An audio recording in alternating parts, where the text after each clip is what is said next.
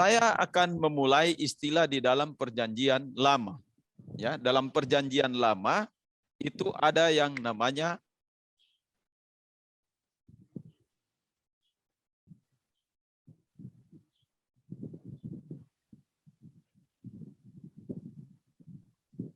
ya. Ini dibaca Pitron.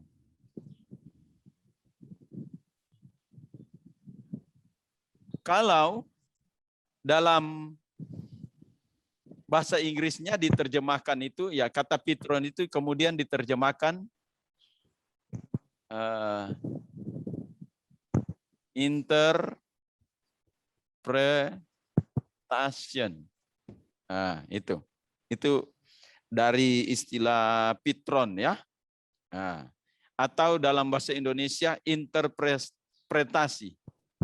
Atau kita kenal juga dengan tafsir. Ya. Jadi satunya istilah yang ada di dalam perjanjian lama ini kata Pitron. Kemudian coba saya ingin mahasiswa membaca beberapa ayat yang saya tunjuk, yaitu Kejadian 40 ayat 5. Coba baca Kejadian 40 ayat 5.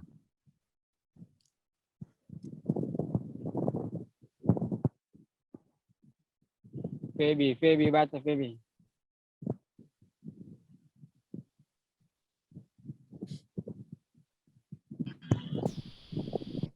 Ya Om.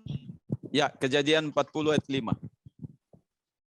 Kejadian 40 ayat yang kelima. Pada Ayat suatu 5. kali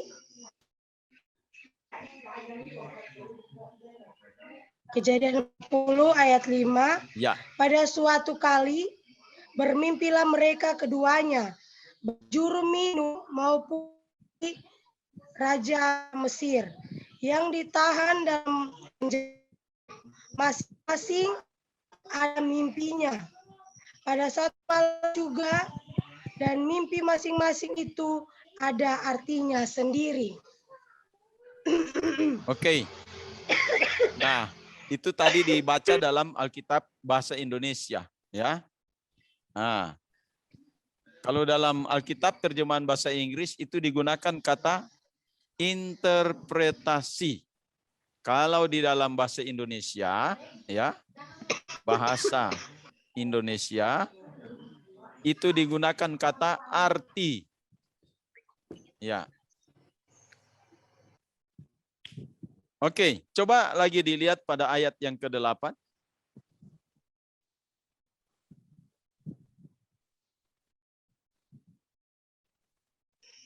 Ya, ayat yang ke-8, jawab mereka kepadanya, kami bermimpi, tetapi tidak ada orang yang dapat mengartikannya.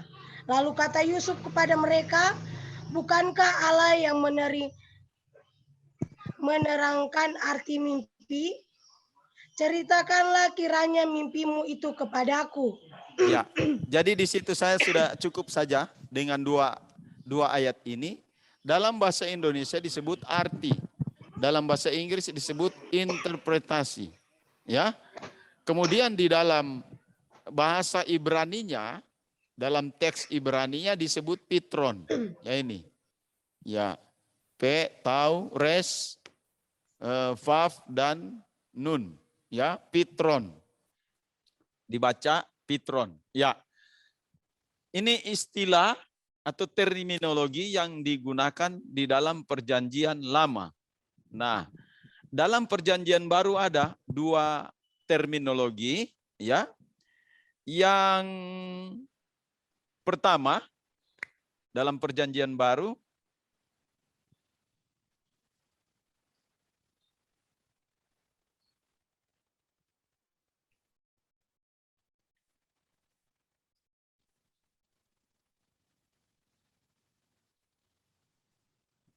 ya ini, ya. Ini dibaca hermeneuo. Hermeneuo, ya.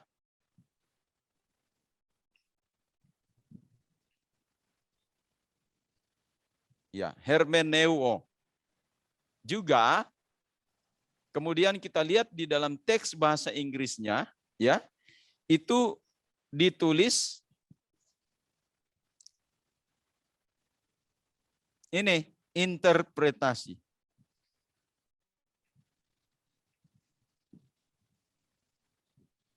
Ya. Saya pakai interpretation, ya. Interpretation, ya, dalam bahasa Inggris. Nah, di dalam bahasa Indonesia ini keterangan. Nah, coba di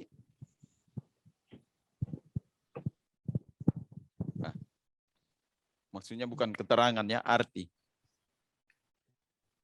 Oke, arti.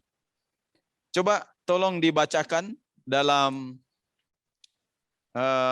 Yohanes pasal 1 ayat 42.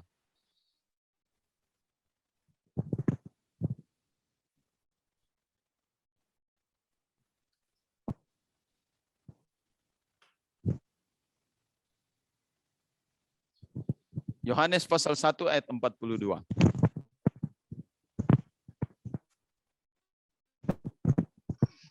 Feby.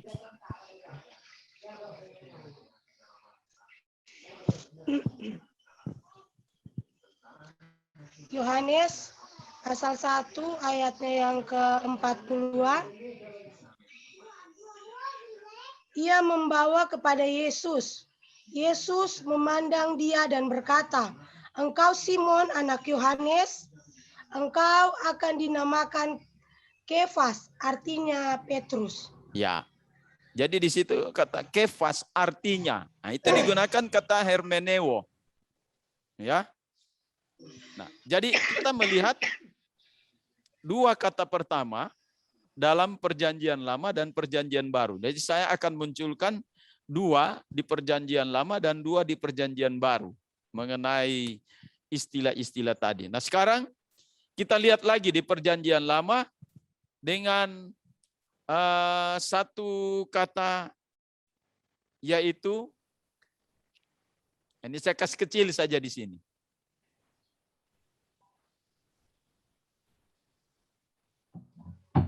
Ya. Ini dibaca pesher. Pesher, ya. Dan juga ditulis di dalam bahasa Inggris, yaitu ya sama, interpretation.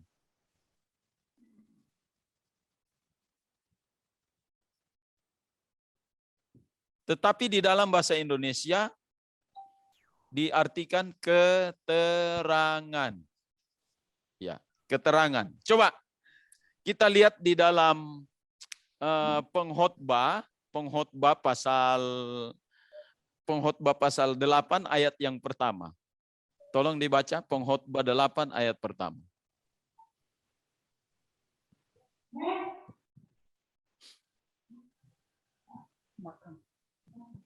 Antakoni, pengkhotbah 8 ayat 1.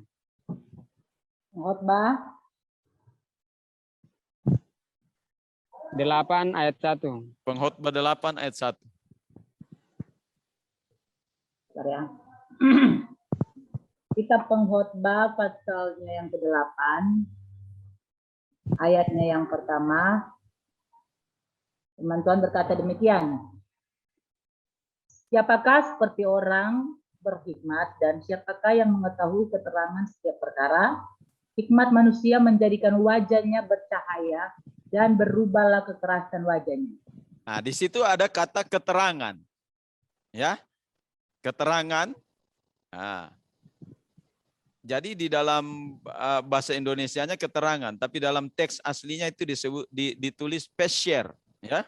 Seperti yang tadi. Coba saya kasih lagi satu rekomendasi ayat di dalam Daniel pasal 2 ayat yang keempat dan juga ayat yang kelima. Daniel pasal 2 ayat 4 dan ayat yang kelima.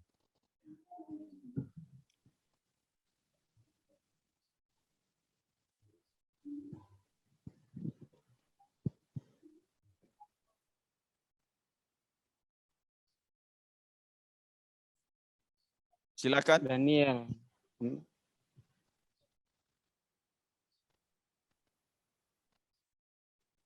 Entah kau nih.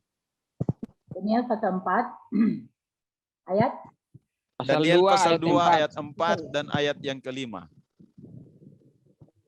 Tuhan berkata, lalu berkatalah para kasdim itu kepada raja dalam bahasa Aram, ya raja, kekalah hidupmu, ceritakanlah kepada hamba-hambamu mimpi itu, maka kami akan memberitahukan maknanya. Ayat 5. Tetapi raja menjawab para kasdim itu, aku telah mengambil keputusan, yakni jika kamu tidak memberitahukan kepadaku mimpi itu dengan maknanya, maka kamu akan dipenggal-penggal dan rumah-rumahmu akan dirobohkan menjadi timbunan puing. Ya, jadi di situ ada kata keterangan. Ya.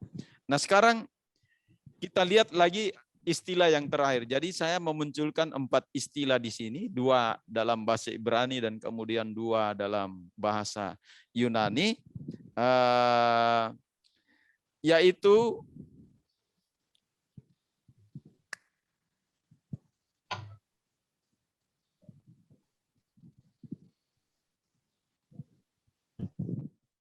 dibaca ini epiluos ya, epiluos ya, epiluos ya, ini bahasa Yunaninya ya. Kemudian diterjemahkan ke dalam bahasa Inggris yaitu interpretation, sama ini,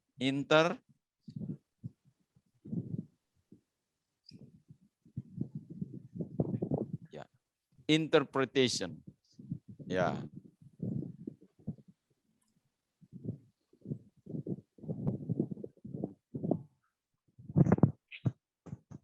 Kalau di dalam bahasa Indonesianya tafsir.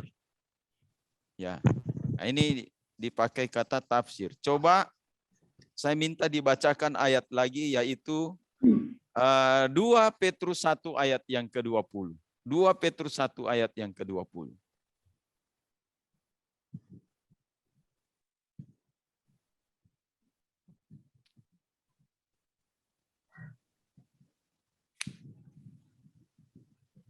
Dua Petrus 1 ayat 20.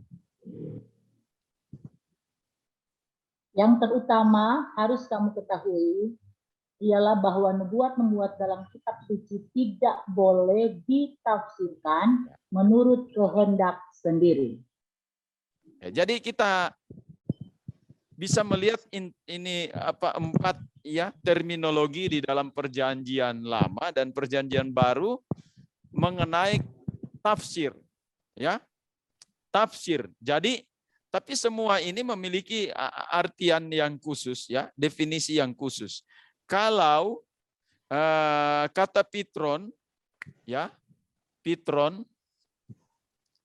ini kemudian didefinisikan satu kata saja, interpretasi. Ya.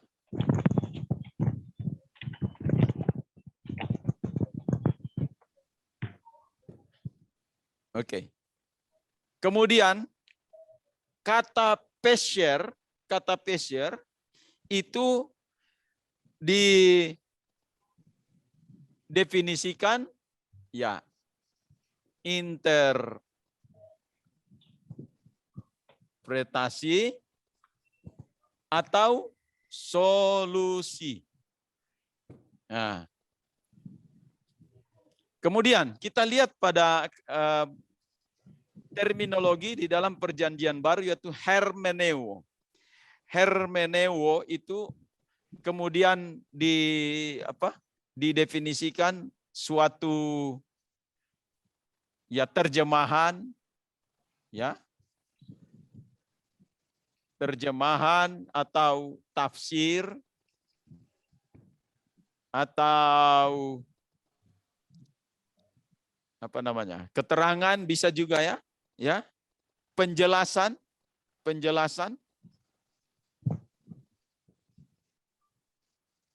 nah, dan sebagainya. Nah, kalau epiluos ini selalu bicara tentang solusi. Nah, artinya mengartikan. Jadi kalau kita memperhatikan ya istilah-istilah ini ya, baik Pitron maupun Pesher maupun hermeneuo, kemudian epiluos, sebenarnya ini memiliki bagian-bagian yang spesifik di dalam perjanjian lama dan juga di dalam perjanjian baru. Ya. Kita lihat perbedaan antara kedua istilah-istilah ini. Kalau Pitron sebenarnya itu adalah tafsir yang untuk tafsiran. Tapi kalau Pesher itu sendiri itu selalu berbicara tentang sudah bagaimana kita menyajikan. Jadi cara mengerjakan suatu tafsiran itu begini. Cara mengerjakannya begini. Jadi kita mengerjakan menjadi satu hasil, ya, tapi belum dapat kita memberitakan, ya, expose keluar. Jadi beda. Hasil kerja dari satu hasil itu belum tentu adalah merupakan sesuatu yang kita mau expose keluar. Ya. Sebagai contoh ya, saya membuat tafsiran ini PLPB dari sisi apa, buat tulisannya itu berantakan. Ya, kita ambil dari sini, kita comot dari sini, ambil semua bahannya, tetapi konsep berpikirnya kita sudah bisa tahu, oh begini dia punya apa. Tapi ini adalah hasil dari tafsir.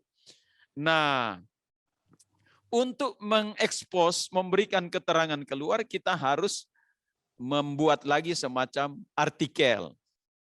Ya, atau bagaimana kita menyusun kerangka-kerangkanya sehingga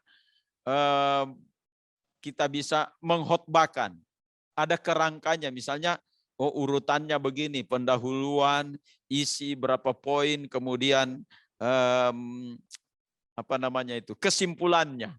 Nah, ini yang sudah siap untuk dipublikasikan. Jadi istilah ini mengandung hal itu, dua bagian.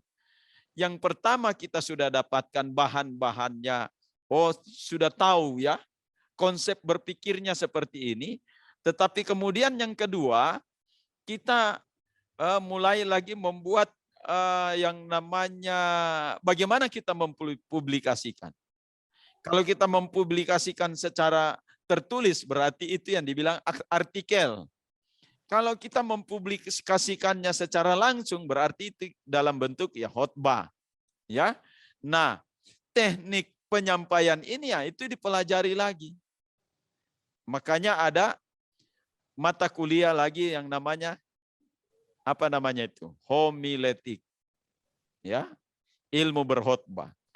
Nah, jadi sudah siap untuk menyampaikannya. Nah, jadi kata-kata ini mengandung pemahaman yang seperti itu. Ya. Baik, demikian saya bisa jelaskan ini mengenai terminologinya dan kemudian artian, ya, boleh dikata ini definisi, nanti mahasiswa bisa dibuatkan definisi sendiri, ya. Yang penting sudah ada artian, berarti kata Pitron itu berarti interpretasi atau tafsir, ya. Kemudian Pesher itu berarti interpretasi atau solusi, ya. Kemudian hermeneuo itu interpretasi atau penjelasan atau keterangan. Nah, ini tadi ya. Kemudian epiluos itu artinya bagaimana kita memberikan solusi. Ya, jadi istilah ini penting sehingga muncul satu kata yang menjadi topik atau judul dari mata kuliah ini adalah tafsir. Nah, jadi artinya bahwa kalau kita bicara tentang tafsir PLPB, artinya nanti kita akan memberikan, ya, memberikan keterangan-keterangan, memberikan solusi-solusi dari semua tulisan yang ada di dalam perjanjian lama dan perjanjian baru, apa sebetulnya maksud yang utama dari tulisan itu. Sebenarnya kalau menurut saya, ya, dalam ilmu menafsir itu, saya lebih baik menafsir satu ayat daripada menafsir satu kitab atau menafsir, ya, 66 kitab secara menyeluruh. Kira-kira di mana kesulitannya di sini? Ya, tafsir satu ayat lebih, kalau saya tafsir satu ayat itu masih lebih bagus daripada kita menafsir 66 kitab sekalian. Coba kasih keterangan. Kira-kira kalau mahasiswa mana yang bagus? Mana yang lebih mudah dan bukan bagus ya? Mana yang lebih mudah? Ya. Kalau sudah banyak, biasa konteksnya itu sudah tabrakan nanti. Itulah banyak sekali ya. Coba yang lain Kalau berkomentar. kalau satu ayat ya kita hanya fokus pada satu Ya. konteks. Sehingga ya, teks. Ya, sehingga intisarinya dapat dan ketika disampaikan pesannya sesuai dengan maksud teks itu. Kalau sudah banyak ayat biasa sudah lain konteks begitu. Ini bukan banyak ayat lagi.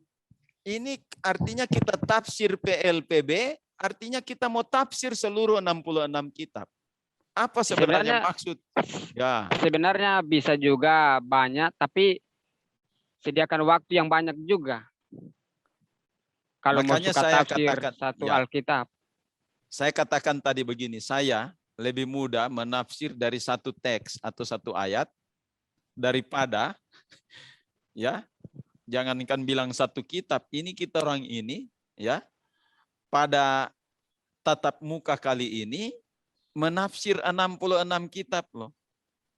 Jadi jangan baku sedu ini, ya. Kita orang ini mau tafsir ini 66 kitab harus selesai. Ya. Kira-kira apa inti dari semua kitab-kitab ini? Syarat dari menafsir itu tadi prasyarat yang lain, itu prasyarat akademik ya yang saya sampaikan tadi. Prasyarat untuk tafsir PLPB ini adalah satu, sudah selesai Ibrani Yunaninya. Yang kedua, ya, sudah selesai belajar hermeneutika. Yang berikut sudah selesai ya dia punya kelengkapan-kelengkapan pembimbing PLPB dan teologi PLPB. Karena kita mau praktik saat ini. Ya. Nah, jadi sebenarnya ya kita melakukan kita sedang menelusuri satu mata kuliah yang memang betul-betul extraordinary, ya. Kita akan memang betul-betul ekstra kerja keras saat ini, tapi saya yakin minimal mahasiswa semua sudah selesai membaca kitab PLPB, itu akan menolong. Ya, membaca PLPB dari Kejadian sampai Wahyu. Siapa yang sudah selesai di sini? Sudah. Oh, sudah. Ya, ya. Ini setelah lalu lagi sudah mau sarjana teologi kong belum selesai baca PLPB, aduh minta ampun, ya. Sebenarnya sudah harus berkali-kali ya. Sudah. Oke, saya puas dapatkan jawaban ini karena sudah selesai, ya. Ya, saya puas dapatkan jawaban karena sudah selesai membaca. Nanti kita melihat bagian-bagian yang sangat penting ini, yang sangat krusial, ya. Nah, ini kita masih masuk pada peristilahannya. Oke. Sekarang, tanya sebentar. Ya, silakan. Ada istilah interpretatum itu apa itu maksud? Bagaimana? Istilah interpretatum itu bahasa apa itu? Bahasa Latin itu. Oh. Sama saja, interpretatum sama. Ya. Oke. Itu bahasa Latin. Ya. Kalau bahasa Inggris interpretation, ya. Kemudian ya bahasa Indonesia interpretasi. Ya pokoknya itu ya sudah Latin semua itu. Ya, baik. Assalamualaikum, berarti. Bagaimana? Assalamualaikum berarti Om. Oh. Kalau kum itu Arab, kum, ya. Kalau bahasa Ibrani khem, ya kalian. Ya. Oke. Oke, lanjut. Ada lagi yang bertanya sebelum saya melewati poin ini mengenai terminologi dan definisi? Ada yang bertanya?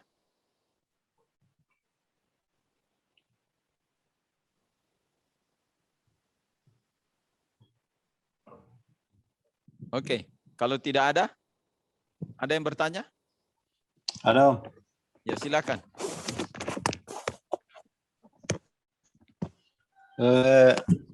Ini Om, tadi dari penjelasan tentang tafsir, menjelaskan bahwa ada peser, pitron, hermeneuo, epiluos. Ya. Ya, saya mengambil kesimpulan begini, berarti dengan kita memahami tentang tafsir, berarti bukan hanya mendalami sebuah ayat atau kitab, tetapi kita bisa memberikan solusi atau penjelasan, mempertanggungjawabkan tentang apa yang kita pelajari. Mungkin seperti itu. Betul, itu apa maksudnya yang kita mau lihat di sini, ya. Nah, kalau kita sudah selesai belajar mata kuliah ini, kemudian kita tidak ada solusi apa-apa, aduh, bagaimana itu ya? Ya. Jadi saya inginkan pada kesempatan ini dalam tatap muka secara virtual pada kali ini, kita harus tahu. Ya, jadi istilah tadi di dalam silabusnya kita harus mencari, ya, minimal dalam tafsir PLPB ini kita harus cari benang merahnya, ya, itu penting. Ya. Benang merah dari Kejadian sampai Wahyu itu apa sebetulnya? Karena kitab suci kita tidak sama dengan kitab suci yang lain. Ya, kalau kitab suci yang lain yang mungkin tidak ada runutan atau urutan-urutan sejarahnya dari awal sampai akhir, maksud dari awal sampai akhir, dia cuma ada di sini ngomong ini ke sini apa, ya. Sehingga tidak jelas bagaimana runutannya atau urutannya, ya. Tapi kitab ini dari perjanjian lama, dari Kejadian sampai Wahyu itu ada urutan-urutannya. Dan tidak bertentangan maksud-maksudnya satu dengan yang lain. Ini ya dalam tanda kutip. Setiap urutan dan maksud benang merahnya itu tidak ada pertentangan satu dengan yang lain. Sampai di dalam kitab Wahyu, mulai dari Kejadian. Inilah tujuan kita dalam mempelajari tafsir PLPB. Kita mau tafsirkan ini sebenarnya benang merahnya ini di mana sebetulnya.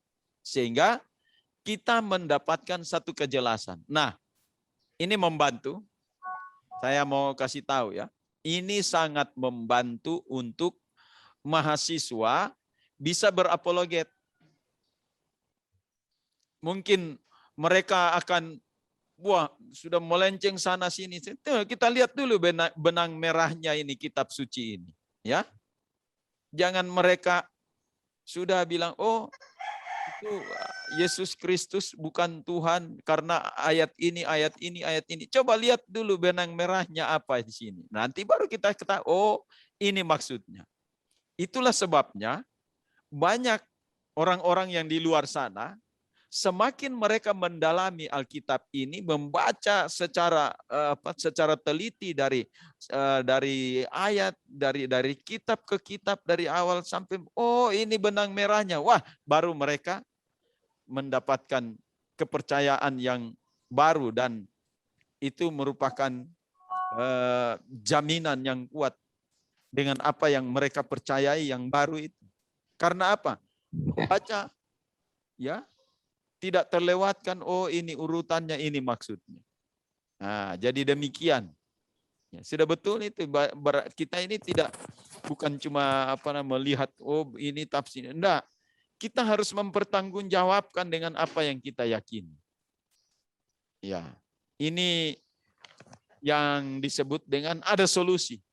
Ya, mencari solusi dari semua pertentangan-pertentangan. Ya, nanti mungkin saya pikir di dalam pembelajaran ini ya pastilah mahasiswa akan bertanya, oh ini pertentangan ini A, B, C dan di kitab ini dan lain sebagainya. Ya, nanti kita akan merujuk kepada benang merahnya dari semua kitab ini. Oke, baik. Masih ada yang bertanya yang berkecimpung dengan terminologi tadi?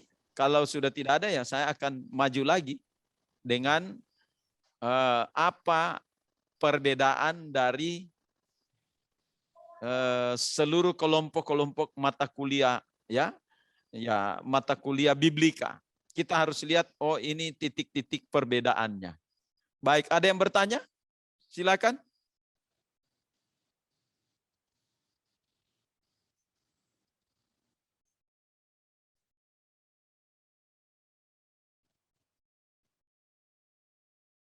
Lanjut.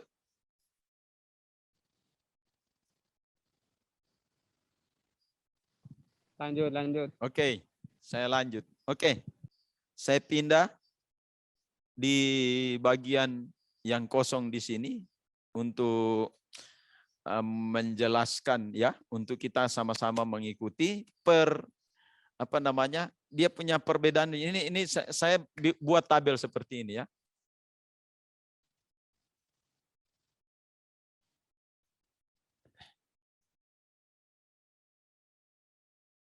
Ya.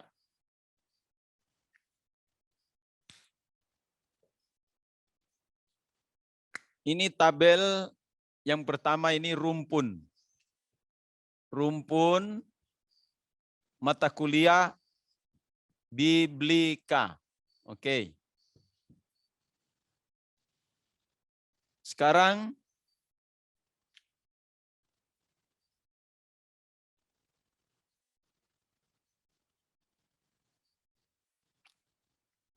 spesifikasinya apa?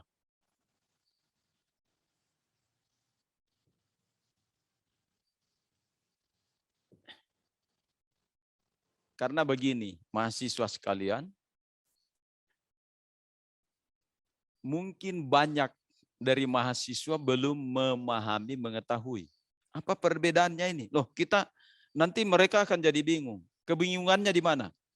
Saya sudah belajar pembimbing PL. Ya. Kenapa lagi mau belajar teologi PL? Ya kan? Oh, saya sudah belajar hermeneutika. Kenapa lagi kita mau belajar tafsir PLPB? Nah, ini kan biasa membingungkan. Ini hampir-hampir sama semuanya. Ya.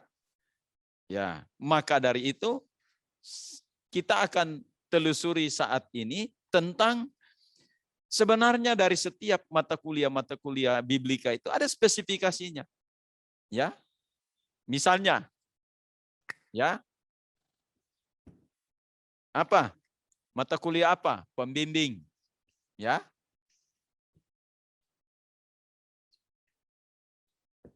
Pembimbing PL dan PB. Oke. Kemudian apa lagi? Teologi.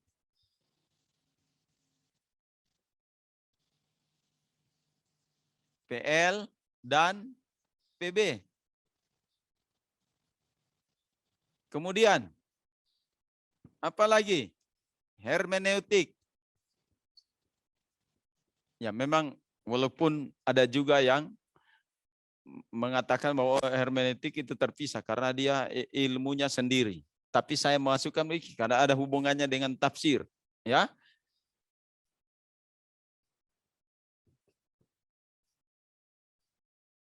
Kemudian yang keempat adalah ya ini tafsir PL dan PB.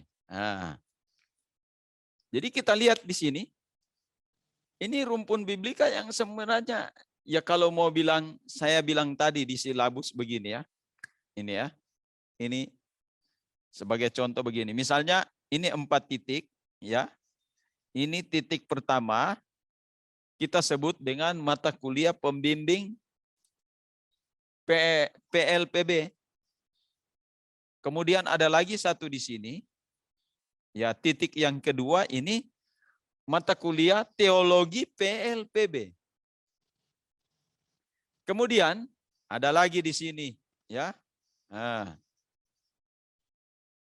ada lagi mata kuliah hermeneutik.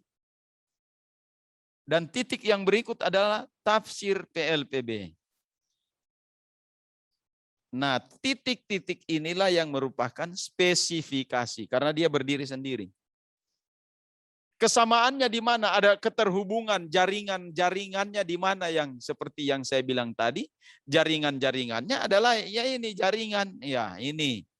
Dia masih berjejaring ke sini, masih berjejaring ke sini. Ini ada jejaring ke sini.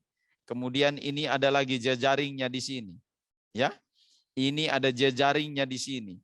Jadi ini ada dia connect, masing-masing connect, dia ada jaringan. Nah, dan bisa saja ada jaringan-jaringan yang keluar lagi ke sana. Ini namanya ada keterhubungan, tapi dia memiliki spesifikasi dari titik-titik ini, ada spesifikasinya. Nah, pertanyaannya adalah apa spesifikasinya?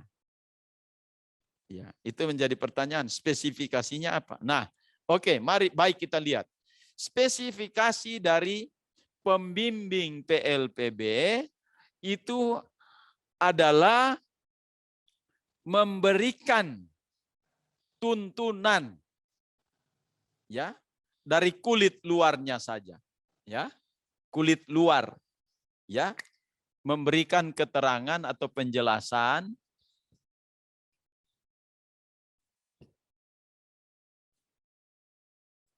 kulit luar, ya kitab PL dan PB, ya. Jadi ibarat, waduh, mana itu jeruk, sudah habis saya makan tadi jeruk. Sebenarnya saya mau kasih contoh ya. Tak salah tadi ya. Jeruk, ibarat jeruk ya. Kalau kita mau ingin melihat bagian dalamnya, kita kupas dulu itu kulitnya di luar. Nah, ini pembimbing PLPB, sehingga di dalam pembimbing PLPB itu kita bisa belajar tentang penulisan, tahun penulisan, siapa yang menulis, kemudian dia punya kerangka-kerangkanya bagaimana dan lain sebagainya. Ini kulit luarnya saja. Ya. Nah, ada satu poin lagi yang terlewatkan tadi, itu bahasa Ibrani dan Yunani. Ya, sebagai bahasa asli dari teks, ya, berarti 5 rumpunnya. Oke. Ya. Ini saya kasih titiknya saja satu begini, ini. Oke.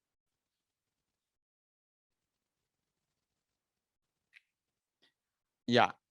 Jadi spesifikasinya ini penjelasan dalam bentuk kulit luarnya. Oke. Sekarang spesifikasi dari teologi PL dan PB. Nah, teologi PL dan PB adalah penjelasan atau ya uraian lah, begitu, penjelasan atau uraian secara PLPB, PL dan PB secara apa? Teologis. Itu spesifikasinya secara teologis.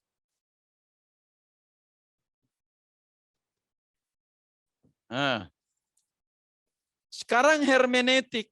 Hermeneutik itu adalah spesifikasinya ilmu. Ilmu menafsir.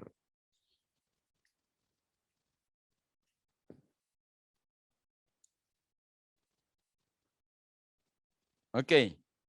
Kalau bahasa Ibrani Yunani yaitu bahasanya, ya. Spesifikasinya adalah bahasa. Nah, sekarang spesifikasi dari tafsir PLPB. Spesifikasi dari tafsir PLPB adalah praktek. Tadi kan ilmu menafsir hermeneutik, kemudian tafsir PLPB praktek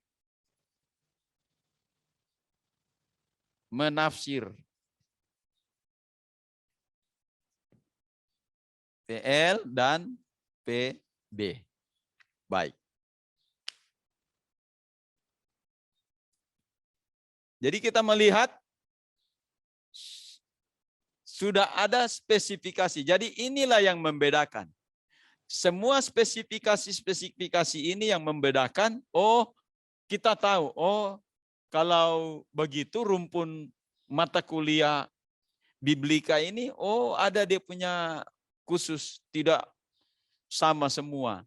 Nah, jadi kalau seorang yang membawakan materi pembimbing PL, pasti ada perbedaannya dengan teologi PL atau PB. Ya, ada perbedaannya. Nah, jadi karena ada spesifikasi ini. Baik, saya sudah menjelaskan ini. Mungkin ada yang bertanya dalam spesifikasi dari rumpun mata kuliah Biblika. Silakan.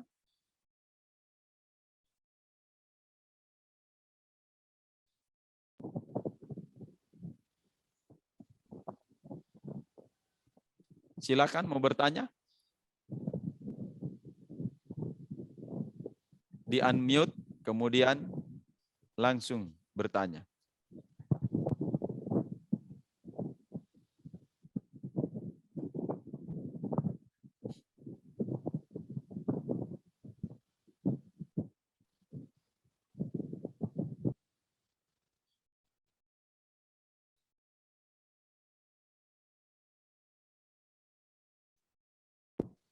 Ada yang bertanya? Belum, Om.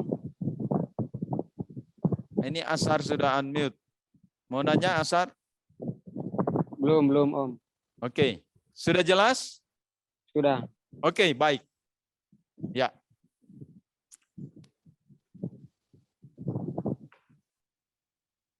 Silakan mau minum dulu mau apa? Karena saya akan mau hapus dulu papan tulis ini supaya bisa kita lanjut pada bagian berikut. Oke, silakan.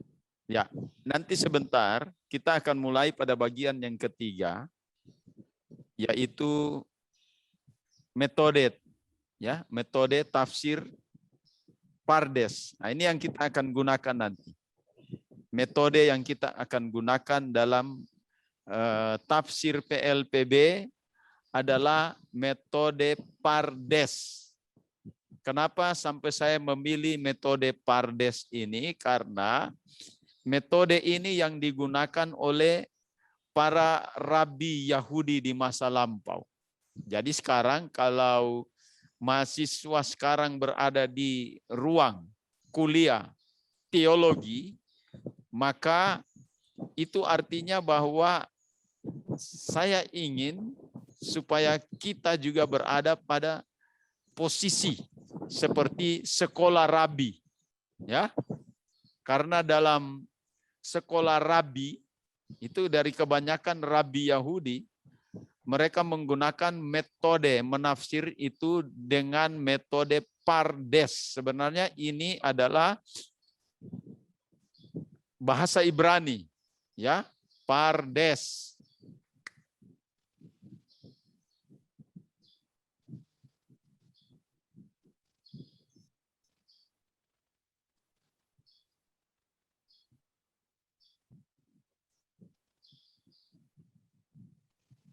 Ya, Pardes.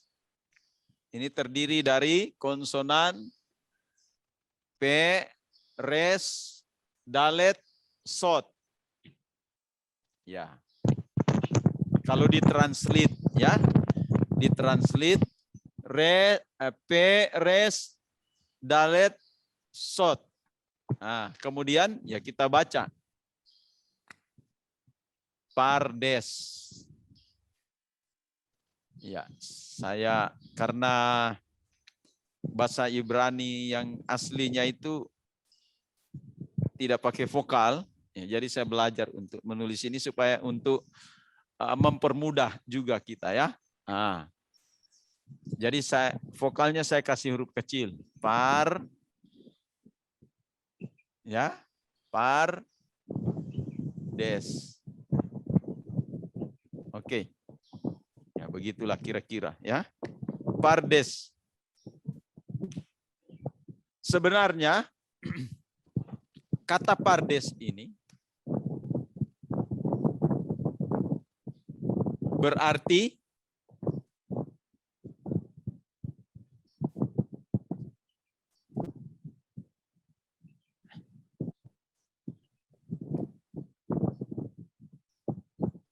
dalam bahasa Inggris paradise. Paradise. Ya, berarti bahasa Indonesianya apa ini? Ini dia punya apa? Etimologi asal usul katanya itu tidak beda-beda ya. Ya, tidak beda jauh. Ya. Kalau misalnya etiknya PRDS dalam bahasa Inggris paradise. Ya. Ini huruf matinya ada. Jadi kalau bahasa Indonesia apa? Mahasiswa bisa kasih keterangan? Pangkuan Abraham. Hah? Pangkuan Bapak Abraham.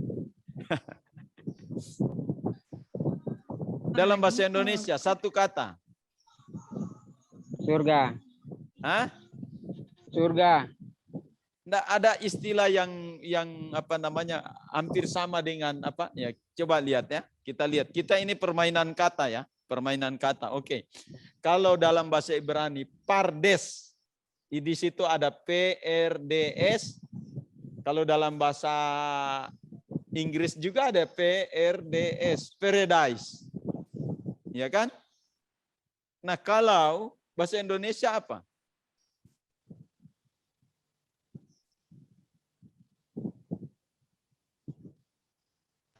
Paradigma, tidak. Ayo, ini teka-teki ini ya. Apa?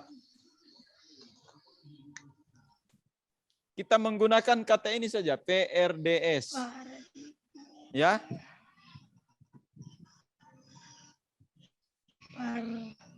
Hah? Apa?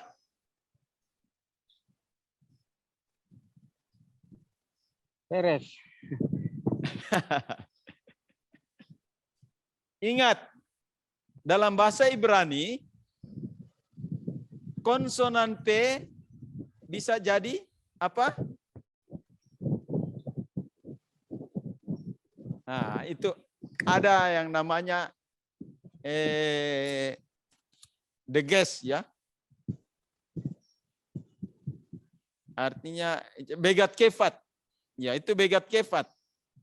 Ya, ini sekedar saja kita intermezzo sedikit untuk pelajaran bahasa Ibrani. Kalau begat kefat itu adalah ya ini B ya. Ada titik di sini ditranslate B. Ya. Oke. B. Oke. Nah, kalau saya dalam pelajaran bahasa Ibrani saya B kefa saja itu ya. B baru ada K.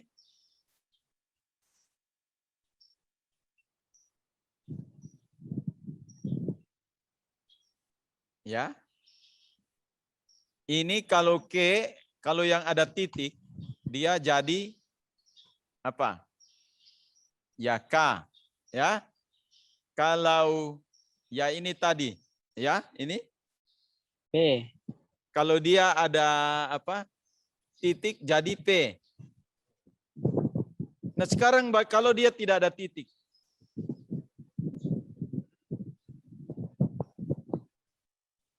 Ini tidak ada titik. Ditranslate apa? V. Oke. Kemudian ini Head. KH. Ini apa?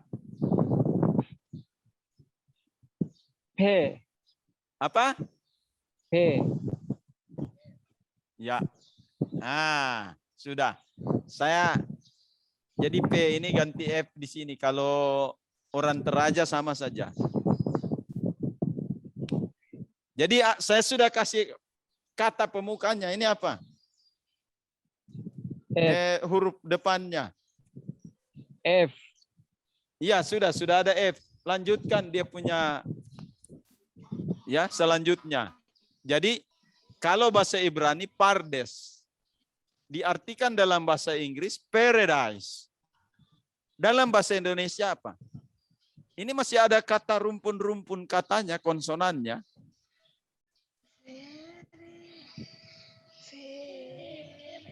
Oke, saya pindah di sini dia punya R.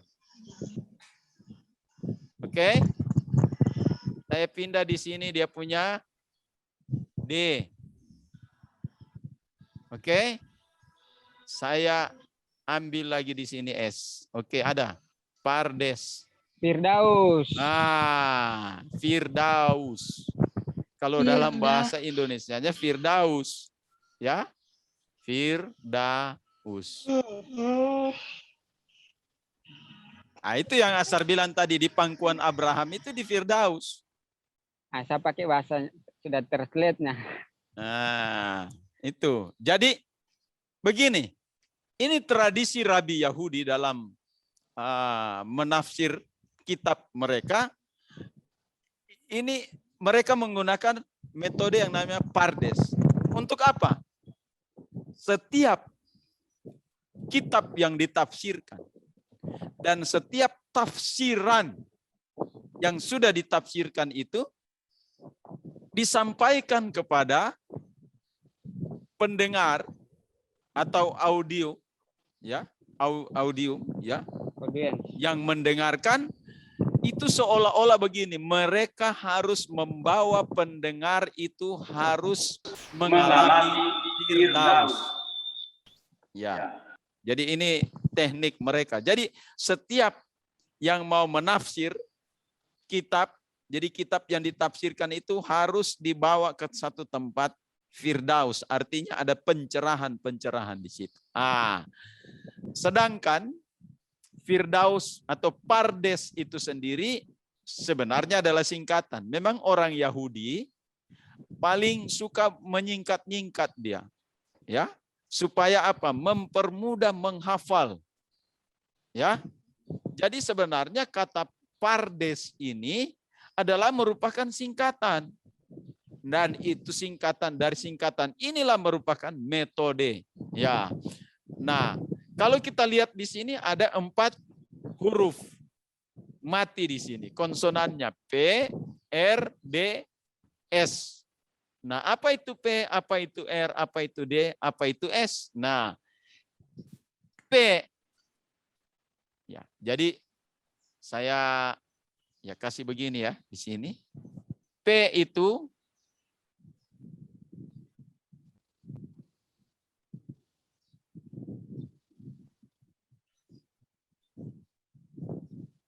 ya. P, Shin, Tau. Dibaca Pesyat.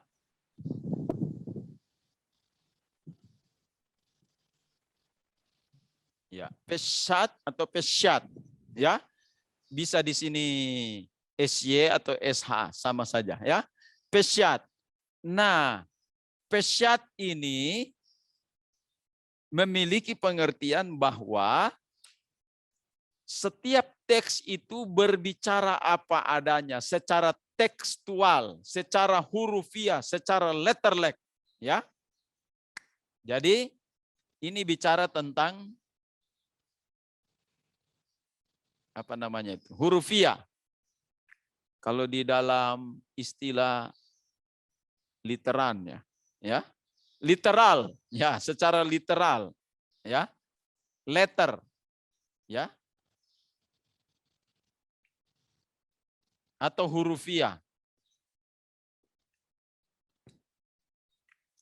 Jadi langkah pertama dalam penafsiran dengan metode Pardes, seorang penafsir harus memahami teks secara letterlek, secara hurufiah. Ya. Nah, ini. Jadi kalau kita sudah akan menafsir kitab Perjanjian Lama, Perjanjian Baru, kita harus tahu dulu dia punya pesan-pesan secara hurufiah. Artinya apa di sini? Kalau kita mau harus cari tahu pesan-pesannya secara hurufiah, artinya apa? Bisa kasih keterangan ke saya?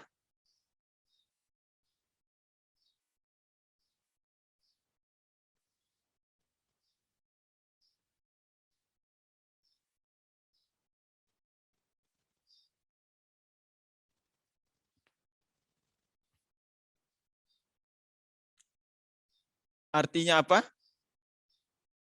Ya kalau saya begini saja. Jadi ada dua hal yang harus kita lihat di dalam menafsir dengan metode Pardes. Ya, pesyat. Yang pertama, kita wajib membaca seluruh. Misalnya kalau kita tafsir PLPB harus membaca, harus tahu, harus mengerti secara letterleknya, artinya kita mengerti dan kita baca seluruhnya. Itu maksudnya, secara hurufiah. Ya, itu langkah pertama. Nah, kalau kita mau lebih dalam lagi dalam pesyat, ya harus ada kata-kata yang tidak dimengerti secara letterlek, harus kita lacak dari bahasa aslinya, teks, ya, dari naskah yang pertama itu. Ya, naskah aslinya kita harus telusuri dari naskah aslinya. Ini yang disebut langkah pertama adalah pesyat. Ya, jadi secara hurufiah, secara letterlek artinya baca seluruh kitab. Karena kita tafsir PLPB, ya prasyaratnya adalah membaca kitab PL dan PB. Nah, itu. Kemudian kalau ada huruf via huruf atau secara kata demi kata ada yang tidak jelas di situ, lacak dengan teks aslinya. Nah, itu baru fair menafsir. Ya, ini baru langkah pertama. Kemudian yang kedua,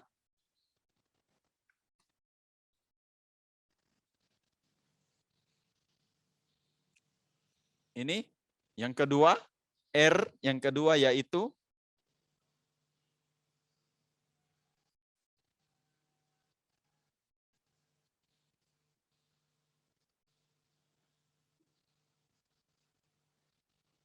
RMZ. Ya. Res mem zain. Dibaca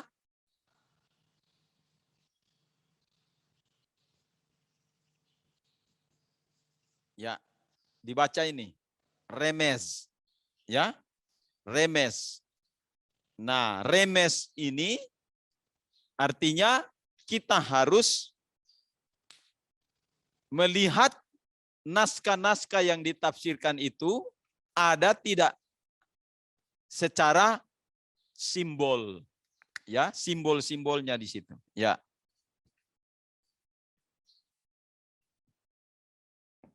Oke. Secara simbol ada, kita akan nanti di dalam tafsir PLPB kita akan lihat simbol-simbolnya apa. Ya. Simbol yang disimbolkan di situ apa? Nah. Kemudian yang ketiga, langkah yang ketiga adalah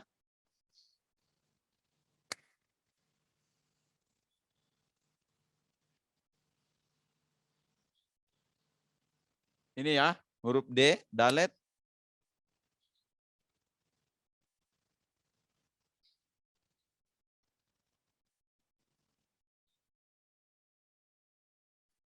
Ya. Dibaca deras. Ya.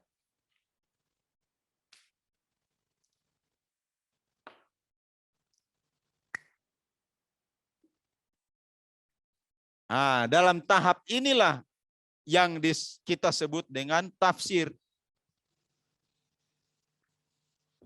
Ya, tafsir, mencari solusi. Ya, apa solusinya di sini? Ada kalimat mungkin yang belum jelas, mungkin kita sudah baca secara letterlek tapi belum jelas, ya. Apa maksudnya? Atau ada simbol-simbol. Nah, ini yang harus dicari solusinya, ditafsir, ya. Nah, gitu. Kemudian yang terakhir ini, ya. Saya pindahkan saja di sini, ya. Yang terakhir adalah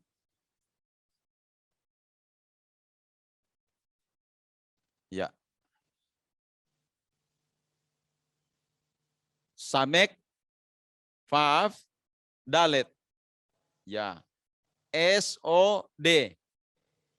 Dibaca Sod. Ya, Sod. Kalau ini Sod, ini tidak ada intervensi manusia. Kalau Sod itu harus ada penerangan, ya. Kalau sering disebut iluminasi, ya.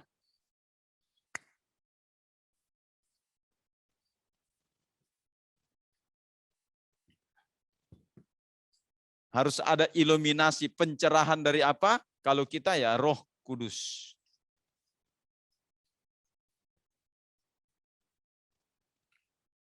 Jadi Sod ini sudah bukan bagian kita. Jadi teknik orang Yahudi menafsir kitab harus melalui langkah-langkah seperti ini. Harus tahu dulu secara hurufiahnya apa maksud dari semua naskah itu atau teks. Kemudian kita harus temukan simbol-simbol apa di situ. Harus bahasa itu ada bahasa simbolnya. Kemudian baru kita menemukan solusinya, tafsirnya. Itu dari segi letak geografis tadi, ya. Dari segi mungkin memperdalam kesusastraan bahasanya, dari segi budayanya, ya, dari segi sosio-kulturnya dan lain sebagainya. Ini ada di sini, ya. Jadi orang Yahudi memiliki metode penafsiran seperti ini. Nah, inilah yang akan kita gunakan dalam menafsir PL dan PB pada mata kuliah ini. Sampai sini saya menjelaskan. Mungkin ada yang mau bertanya? Silakan.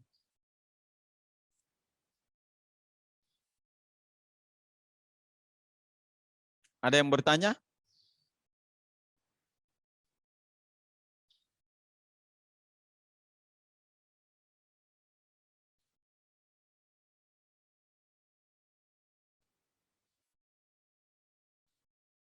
Jelas?